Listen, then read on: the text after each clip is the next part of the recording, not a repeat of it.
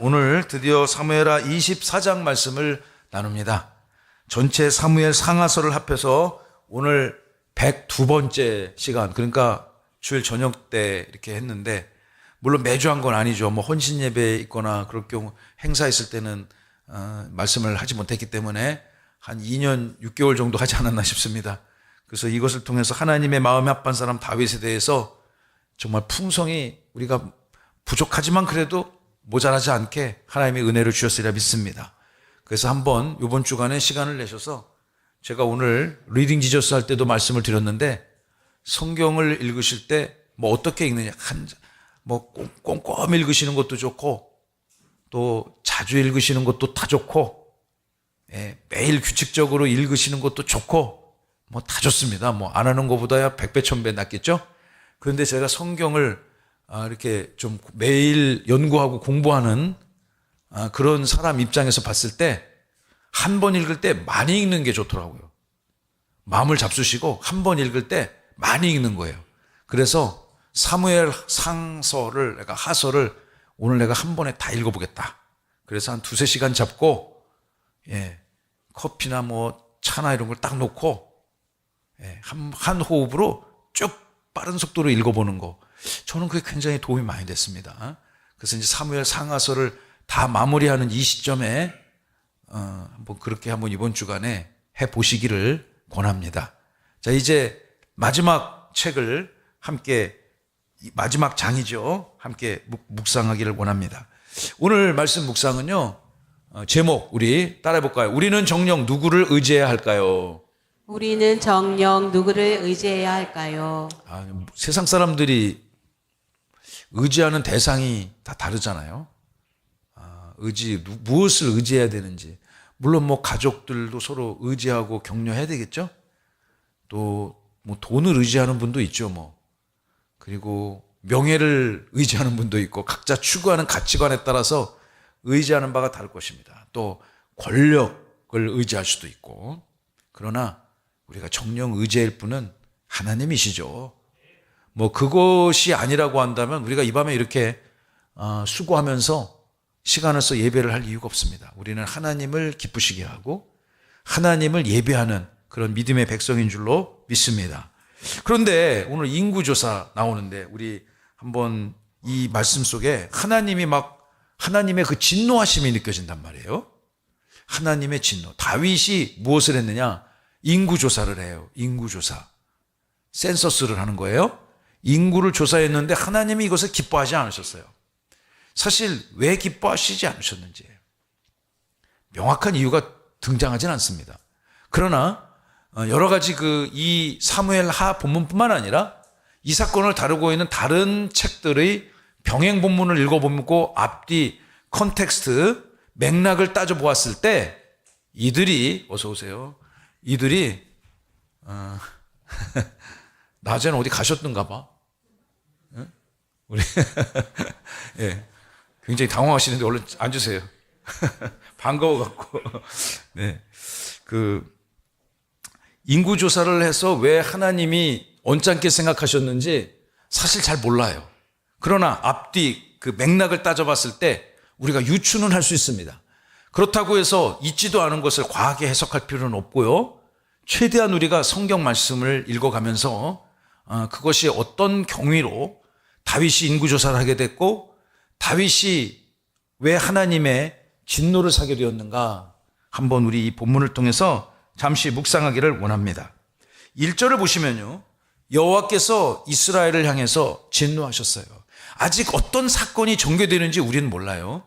성경을 읽으실 때 몇 가지 팁이 있는데요, 오늘 우리는 2025년을 살아가면서 대한민국 세종시라는 곳에서 여러분의 가정을, 또 사회생활을, 또 신앙생활을 여기 하면서 말씀을 읽잖아요. 사실 뭐 다 여러분 결론을 다 알지 않습니까? 성경을 여러 번 읽거나 뭐 신앙생활 오래 하신 분들은 이 본문에 대해서 잘 아실 것입니다. 그래서 결론을 알아요. 그런데 성경을 읽으실 때 제가 아주 중요한 팁을 드릴게요. 이 뒤에 뭐가 있는지 전혀 모른다. 다 아시겠지만 모른다 생각하고 성경을 읽기를 저는 권합니다. 수백 번을 읽다 하더라도 나는 모른다. 그런 관점에서 뒤에 뭐가 있는지 몰라. 그러니까 이 성경의 기록을 읽는 최초의 독자적 입장에서 본문을 한번 읽어보십시오. 성경이 더 흥미로워집니다. 이거 누구한테 배웠게요? 이현수 목사님한테 배웠어요. 이현수 목사님. 근데 제가 그분한테 그거를 딱 배우고 나니까, 야, 이게 성경을 이해하는 폭이 제가 훨씬 넓어진다는 것을 깨닫게 되어졌습니다. 사랑하는 성도 여러분, 이스라엘 백성들이 진노를 사게 됐습니다. 잘못한 게 있었겠죠. 다윗도 잘못했고 그 민족도 잘못했어요. 그래서 하나님께서 저들을 벌 주시기 위해서 다윗을 격동시켰다는 것은 평안한 상태가 아니고 뭔가 굉장히 흥분되어 있는 상태잖아요. 그 사람이 화가 났을 때 있어요, 없어요? 우리 강태승 군사님 화날 때 있어요, 없어요?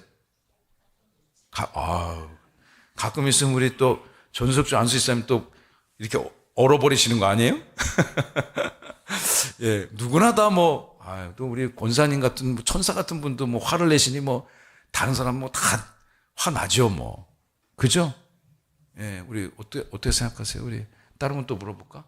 응? 다 이렇게 시선을 막 물어본다니까 피하시라고 그래요. 이렇게 갑자기 이렇게 눈동자 굉장히 빨리 내려가시네, 다들. 우리 최경호 권사님 어떻게 화날 때 있어요? 있어요? 많아요? 많으면 우리 김건식 안수 좀 소리 소문 없이 사라져야 되겠지, 당분간. 예. 저도 그럴 때 있어요. 예. 그럴 때 어떻게 돼요? 소나기는 피해가야 돼요. 소나기를 괜히 미련하게 맞을 필요가 없다. 저는 그런 걸 느낍니다. 왜냐하면 소나기 조금 있으면 그칠 거기 때문에 아주 급한 거 아니면 잠깐 쉬었다가 가는 게 저는 지혜가 아닌가 싶습니다. 그런데 우리가 여러분, 화가 났을 때, 머리가 복잡하고 언성이 높아갈 때도, 저는 이제 교회에서 살잖아요.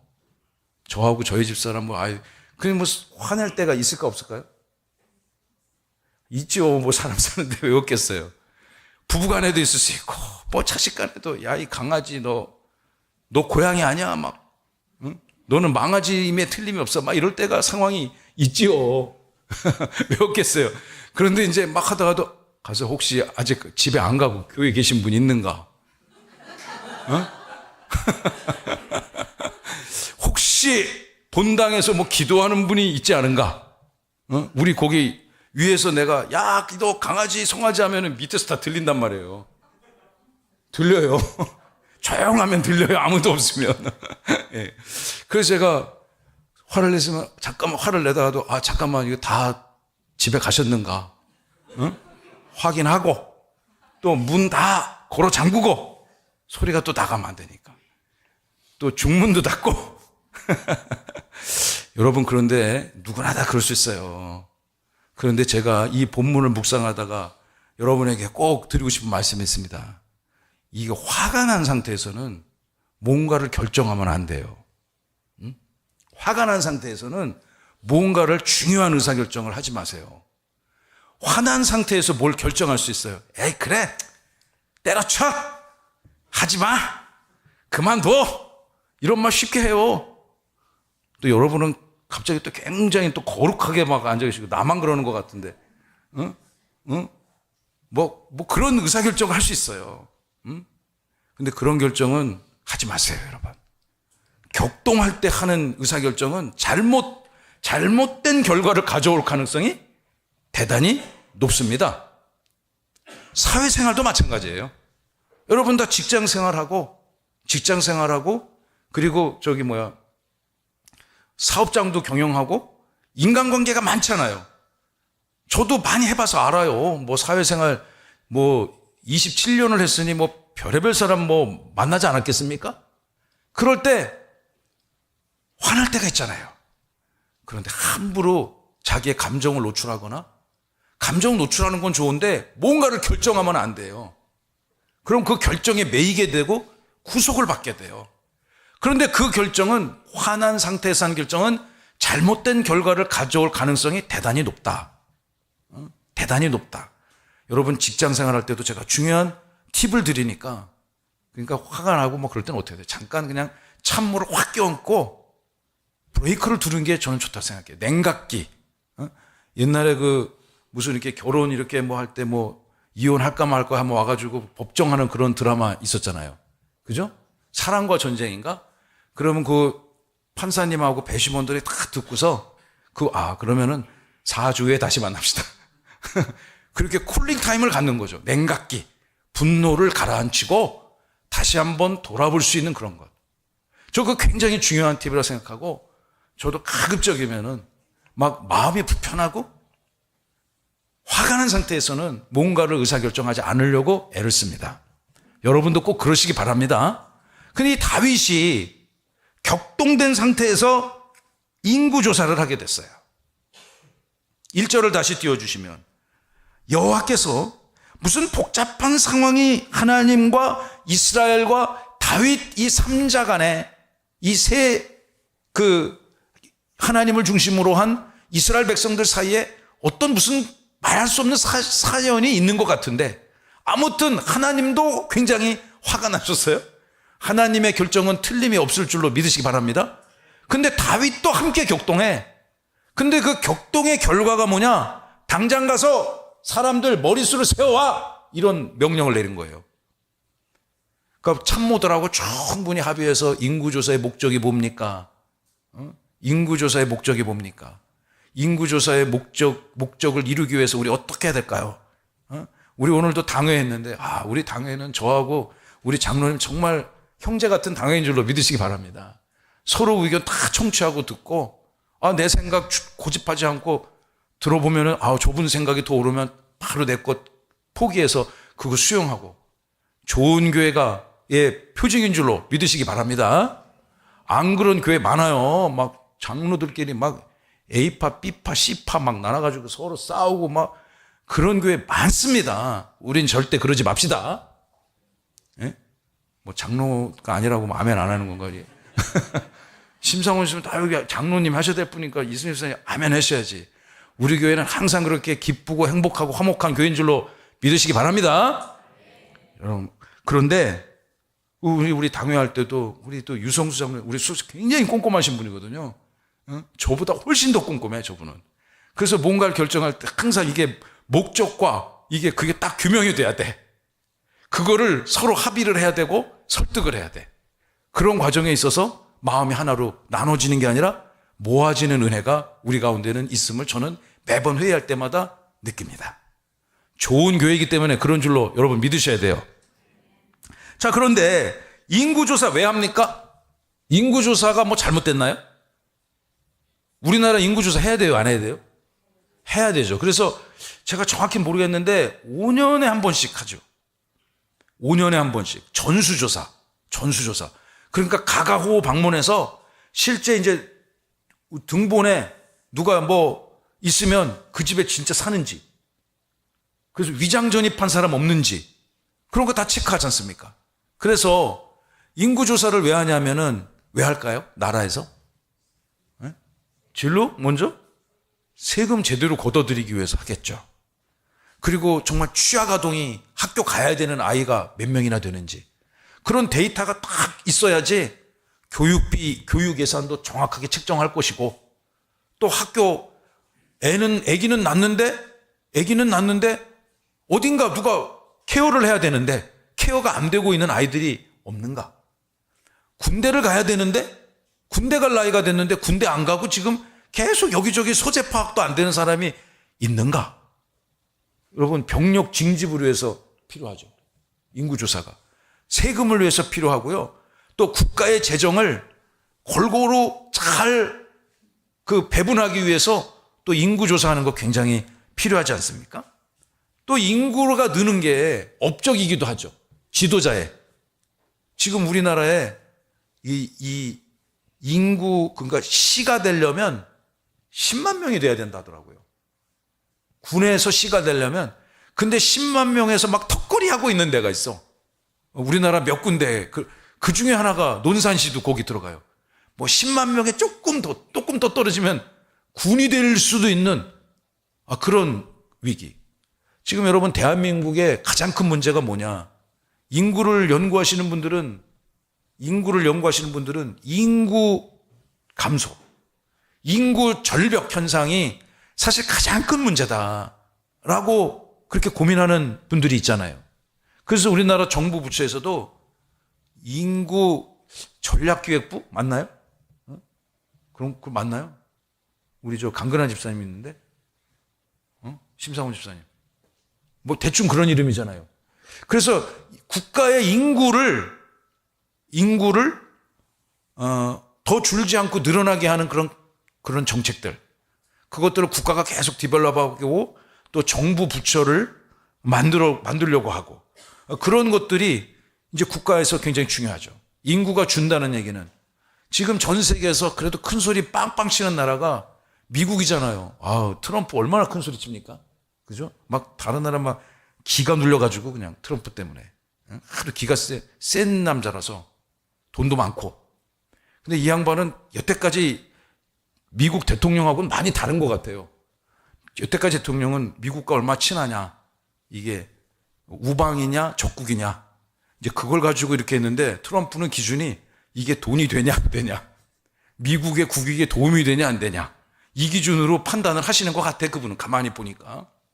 그런데 미국이 계속해서 이 세계 최강 국가를 유지할 수 있는 결정적 계기 중 하나가 뭐냐, 인구가 줄지 않고 계속 는다는 거.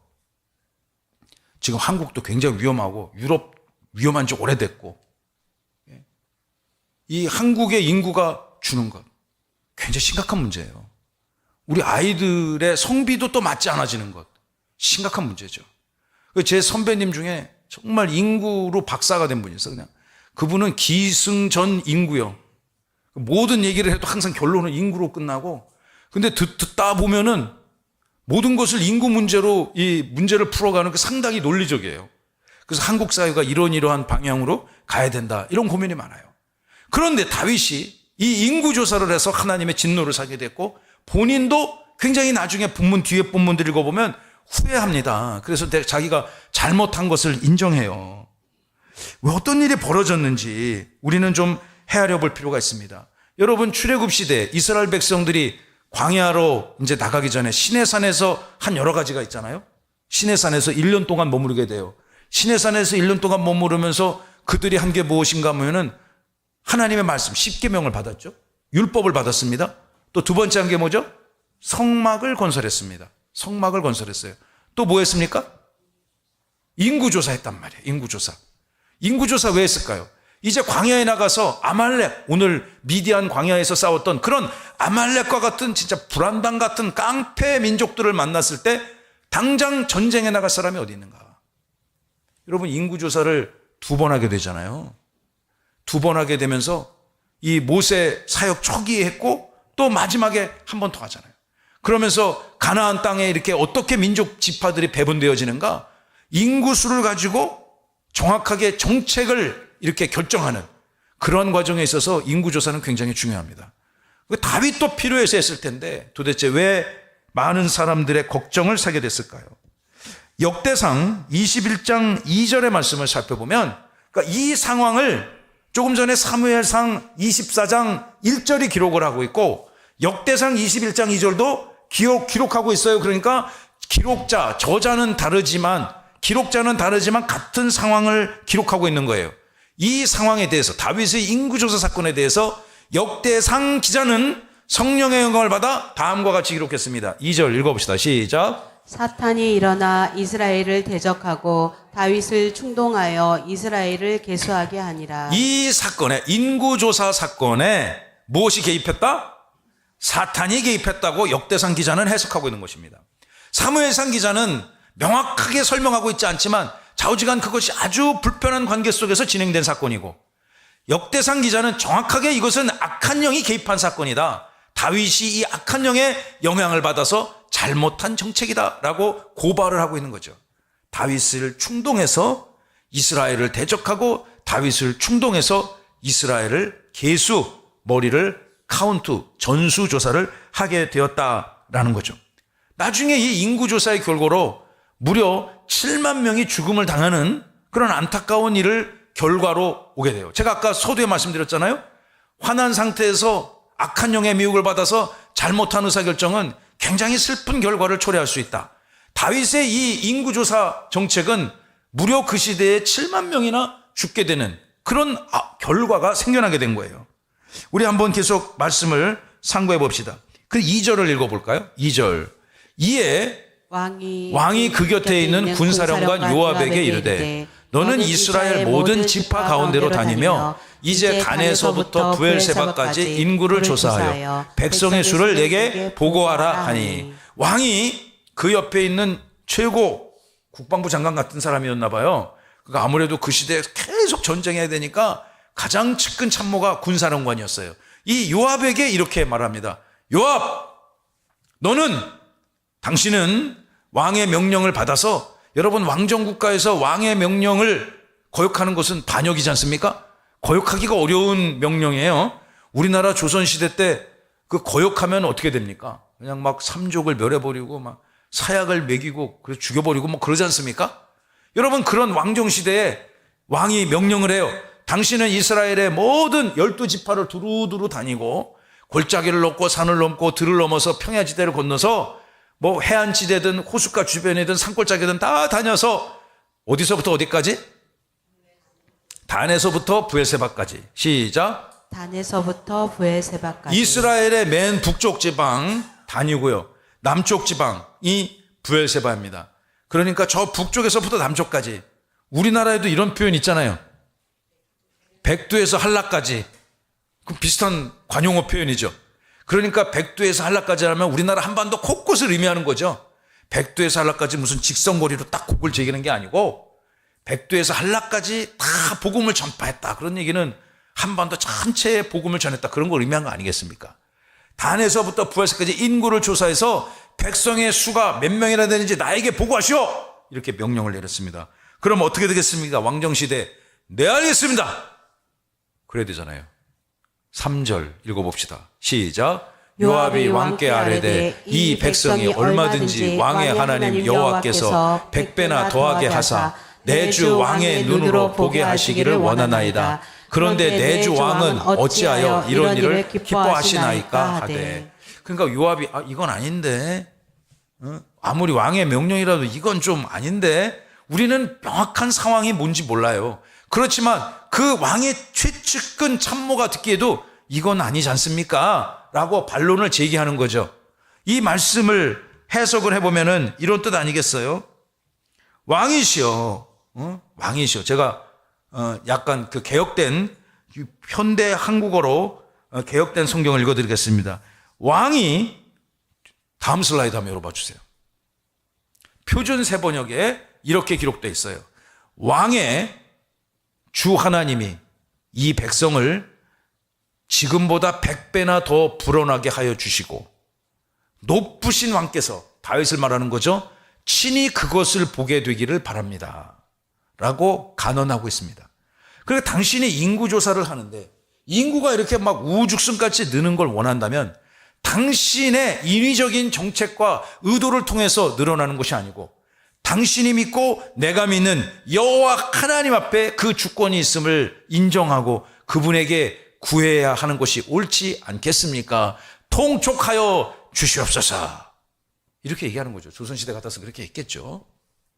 그러나 높으신 왕께서 어찌하여 감히 이런 일을 하시고자 하십니까? 다윗의 측근 참모들은요, 왕의 이러한 결정이 부당하다는 것을 알고 있습니다. 그러니까 뭔가가 잘못됐다는 것이 느낌이 확 나지 않습니까? 그러면 왕이 그래? 내가 좀 잘못 생각했나? 좀 미뤄보지 뭐. 그 어려운 결정은 미루는 게 또 지혜일 수도 있어요. 미루지 뭐. 그래야 되는데 4절 읽어봅시다. 왕의 명령이, 제가 읽어볼게요. 요압과 군대 사령관을 재촉한지라. 시끄러! 왕이 시키면 하면 되는 거지. 뭐 그렇게 말이 많아? 당장 가서 해! 이랬다는 겁니다. 의혹을 한다면 상황이. 그러니까 뭐 왕이 그렇게 승질 내는데 뭐 어떻게 해요? 막 대화를 해야 되는데 대놓고 화를 내니까. 대화는 여러분 서로 마음을 열고 소통하는 건데 얼굴 보고 대놓고 화를 내면은 뭐 대화가 안 되잖아요. 그러니까 요압과 사령관들이 이스라엘 인구를 조사하러 왕 앞에서 불러나 이 조사하기 위한 기구를 만들고 5절 5절. 요단을 건너 각골짜기 가운데 성읍 아로엘에 가고 6절.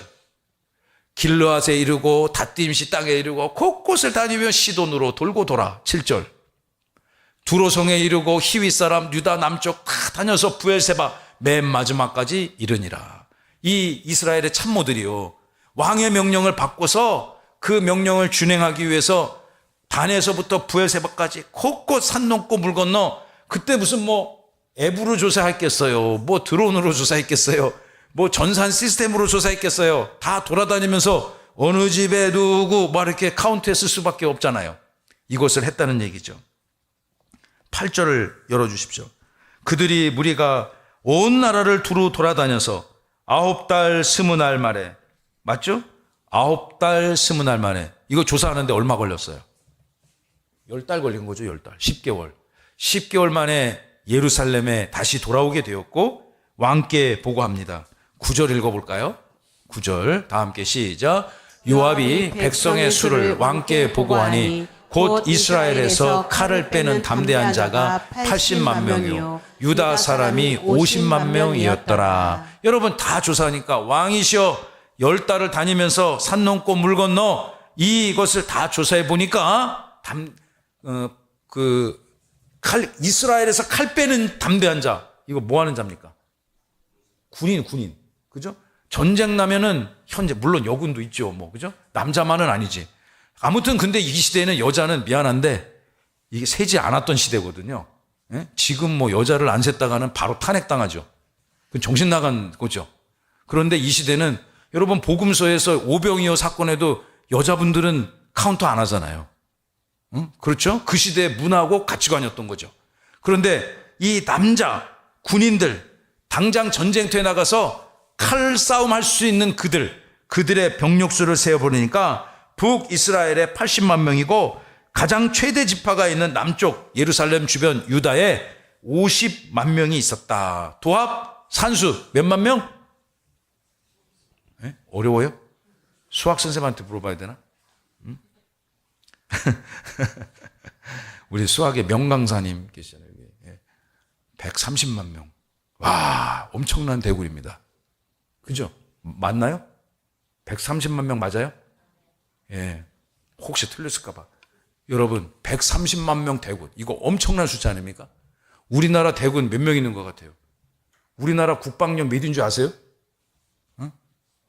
우리나라 국방력이, 제가 가끔씩 국방 전문가들 이렇게 나오는 글들을 보니까 우리나라 국방력 5위에 5위. 전 세계 랭킹 5위. 그러니까 핵 말고 재래식 무기, 전략 전술 무기. 그러니까 핵 빼고 우리나라가 세계 탑5 안에 들어가요. 엄청난 나라예요. 우리나라 군대를 저기 동남아 갖다 놓잖아요. 만약 한번 힘써 있어 다 따먹어라. 다 평정할 수 있는 규모라는 거예요. 우리나라 국방력이. 우리나라가 저기 나토에 가잖아요. 영국, 프랑스와 대등한 국방력을 갖고 있어요. 절대 김정은이가 쉽게 무시할 수 있고 침범할 수 있는 나라가 아니라는 겁니다. 특히 요즘에 한국에 엄청나게 그 효자, 그 산업이 뭐냐면 국방산업이잖아요. 옛날에 박통 때 우리 여기 대전 나가다 보면 ADD 있잖아요. 저도 ADD에 아는 제 선후배들이 많은데 여러 명이 있는데 여러분 거기서 계속 국방 선진화, 국방 자주화를 위해서 노력했잖아요. 그래서 우리나라가 만드는 특히 탱크 이름을 뭐 흑표라고 그러든가. 그리고 특히 전 세계 완전히 쓸어버리고 있는 게 뭐 있어요. 그게 뭐냐면 K9 자주포. 예, 제가 포병 출신이라서 포병의 시스템을 조금 알거든요. 근데 제가 30년 전 군대 생활할 때 전방에서 쓰던 포는 그거는 요즘 말로 뭐라 하냐? 똥포. 진짜로. 그걸 똥포라고 부르는데 요즘은 자주포로 그냥 탱크같이 생겼는데 포를 쏘는 거죠. 그 포가 다른 나라에서 만든 포보다 훨씬 싸고 빨리 납품해주고. 그래서 여러분 폴란드 있죠. 폴란드는 아예 그냥 그 나라 무기 체계를 한국 걸로 싹 다 바꿨다는 거예요. 한국 걸로. 한국 탱크 뭐 구축함 싹 다. 그러니까 우리나라는 아주 큰 고객이죠. 우리나라 입장에서 봤을 때.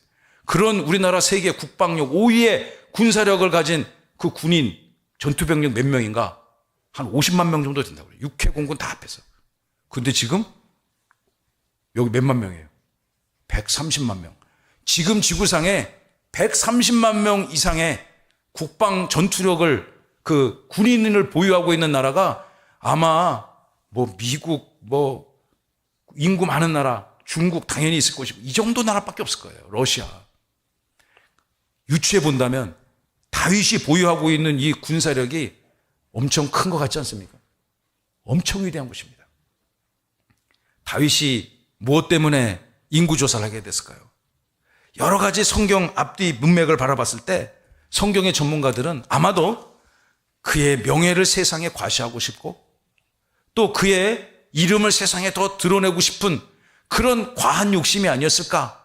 이렇게 해석하는 경향이 아마 이 본문에 대한 주류 해석인 것 같습니다. 그래서 아마 더 강한 군대를 소유하고 싶은 욕심이 생겼을지도 모르죠. 인구조사를 해서 더 많은 군대로 징집하려는 그런 욕심도 있었을 것이고 그러자 측근 참모들이 너무 무리하다고 싶으니까 이 일을 하나님에게 맡겨야지 왜 당신이 하려고 합니까? 라고 했다가 핀잔만 들은 사건 우리가 좀 전에 읽었지 않습니까? 여러분 이제 말씀을 마무리하고 저도 이제 오늘도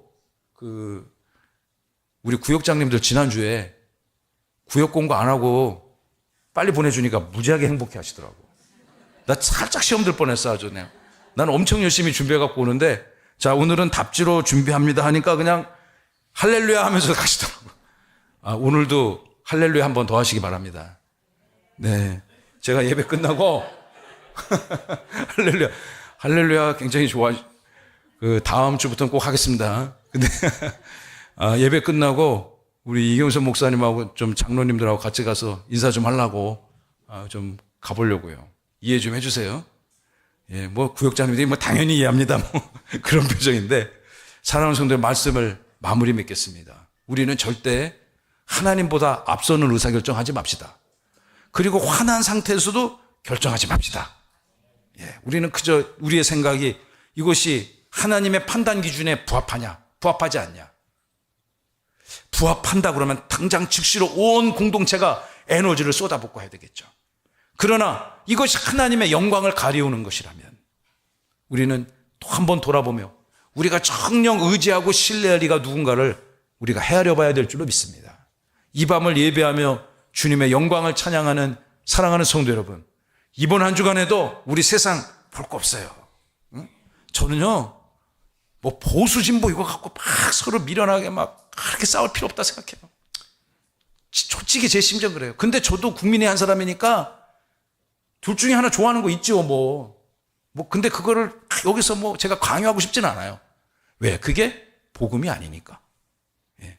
여러분 깊게 기도해 보시고 좋은 것 판단하시면 돼요. 근데 저는 어떻게 생각하냐. 하나님이 이 역사를 우리가 사무엘 상하 이 이스라엘의 역사를 돌아볼 때 역사의 주관자가 누굽니까? 하나님이에요.